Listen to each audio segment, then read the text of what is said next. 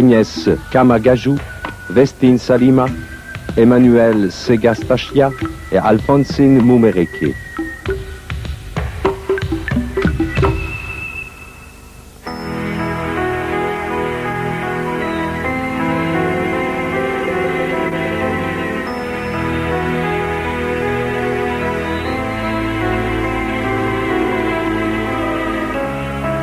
Lors de la dernière apparition, Notre-Dame m'a promis qu'elle apparaîtrait de nouveau à cette date à midi, ici dans le dortoir.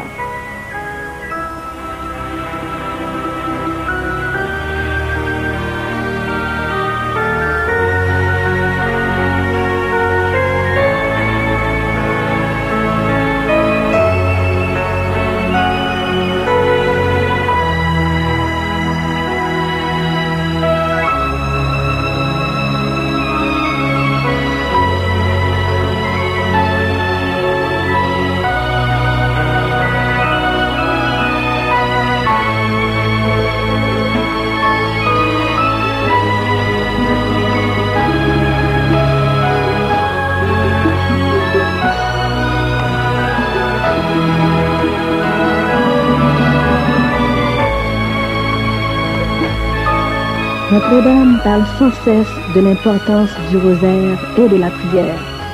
Elle nous demande de nous aimer nous-mêmes et d'aimer les autres.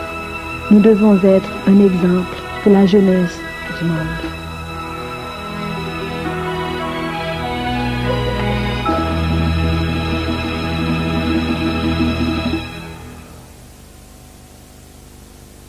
L'évêque de Boutaré, Jean-Baptiste Gahamani, a mis sur pied une commission officielle afin d'enquêter sur les apparitions.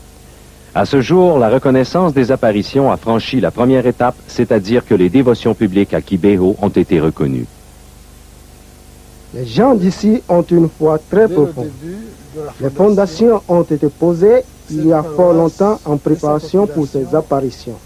Le message de Notre-Dame en est un de conversion, de prière et de vigilance.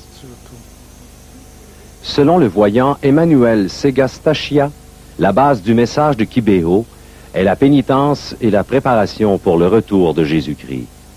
Emmanuel était païen avant que Jésus ne lui apparaisse dans un champ de haricots. Jésus lui enseigna personnellement le Notre Père et la récitation du rosaire. Le Seigneur m'a enseigné la valeur de la souffrance unie à la sienne pour sauver le monde.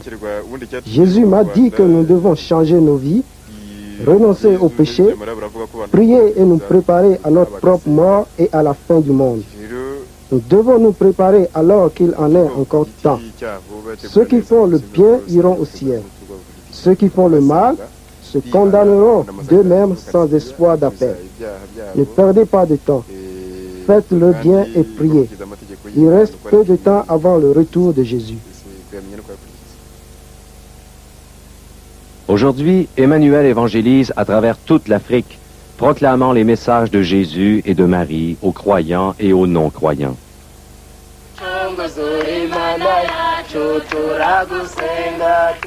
Les fruits de ces apparitions sont importants. Le peuple du Rwanda vit une croissance des vocations et un renouveau de la ferveur spirituelle. Un des résultats de ces apparitions a été la consécration officielle du Rwanda à Jésus par Marie. Sommes-nous à l'écoute de ces messages de conversion?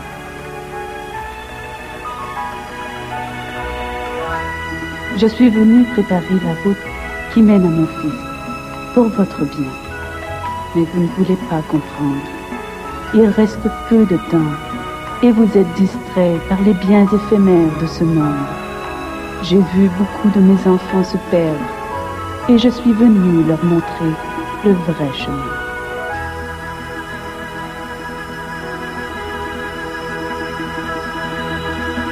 Notre bienheureuse mère vient à plusieurs reprises en tant que mère universelle, aimante et inquiète, pour nous avertir de retourner vers son Fils Jésus.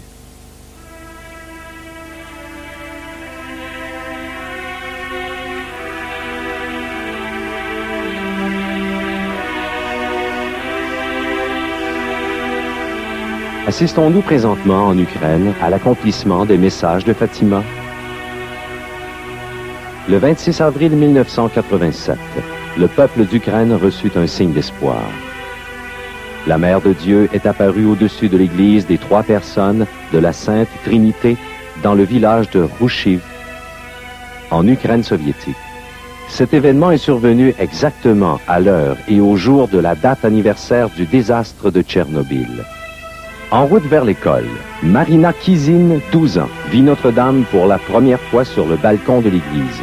La nouvelle de cette apparition se répandit rapidement et en peu de temps, des foules importantes se massèrent afin de voir l'apparition de Notre-Dame au-dessus du dôme de l'église. En 1914, Notre-Dame avait donné un message prédisant que l'église ukrainienne connaîtrait 80 années de traitements cruels et de profanation terribles. Malgré ces violentes persécutions à cause de leur foi catholique, les Ukrainiens ont fidèlement et secrètement conservé vivantes les traditions de l'Église.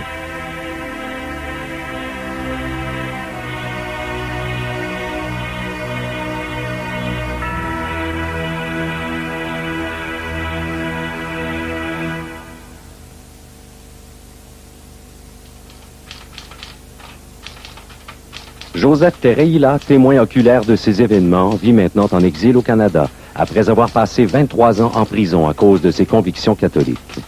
Des dizaines de milliers de personnes, certaines venant des régions les plus éloignées de la Russie, ont vu et entendu la Sainte Mère. Plusieurs personnes de toutes les religions, luthériens, juifs, musulmans, ont été témoins de ces apparitions et se sont convertis. Joseph nous dit que Notre-Dame continue d'apparaître dans des sanctuaires en plein air un peu partout en Ukraine. Les apparitions de Fatima ont prédit la conversion de la Russie. De 1917 à Fatima, jusque dans les années 90 en Ukraine, notre Mère du Ciel nous a tous clairement fait connaître son urgent message.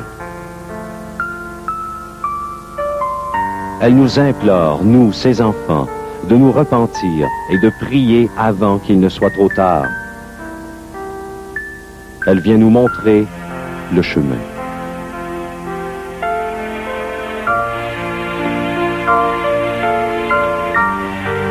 Tout au long de l'histoire des apparitions mariales, le message de Notre-Dame est constant.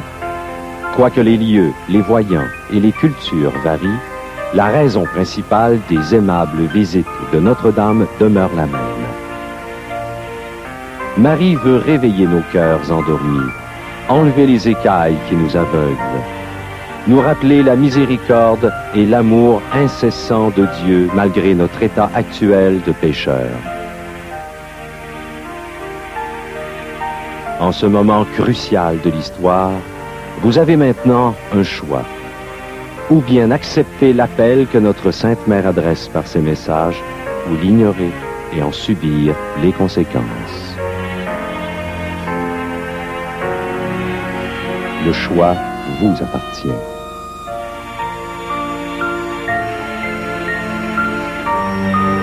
Mes très chers enfants, moi, votre mère, je vous aime et je désire vous encourager à prier.